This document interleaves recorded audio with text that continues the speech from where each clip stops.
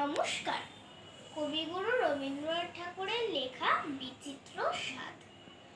আমি যখন পাঠশালাতে যাই, আমাদের এই বাড়ির গলি দিয়ে 10টা বেলায় রোজ দেখতে পাই ফেরিওয়ালা যাচ্ছে ফেরি নিয়ে।